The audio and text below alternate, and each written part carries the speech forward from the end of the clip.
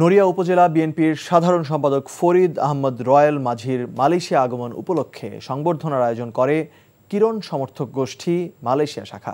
এনটিভির staff correspondent Kaiser Hamid Hannan জানান, রাজধানী কুয়ালালামপুরের bouquet বিতানের VIP রেস্টুরেন্টে এই সংবর্ধনা আয়োজন করা হয়। কিরণ সমর্থক গোষ্ঠী মালয়েশিয়া সভাপতি ইমন হাসানের সভাপতিত্বে ও এনামুল হক সবুজের সঞ্চালনায় অনুষ্ঠিত সভায় প্রধান অতিথি হিসেবে ভার্চুয়ালি বক্তব্য রাখেন নড়িয়া ভেদরগঞ্জ আসনের সাবেক সংসদ সদস্য ও শরীয়তপুর জেলা বিএনপি সভাপতি আলহাজ শফিকুর রহমান কিরণ। এ সময় বক্তব্য রাখেন সংবর্ধিত অতিথি ফরিদ আহমেদ রয়েল মাঝি, মালয়েশিয়া বিএনপি সহসভাপতি তালহা মাহমুদ, সহ সাধারণ সম্পাদক কাজী সালাউদ্দিন, যুবদল নেতা সাইদুর রহমান বাবু, সাইফুল ইসলাম দোয়েল প্রমুখ।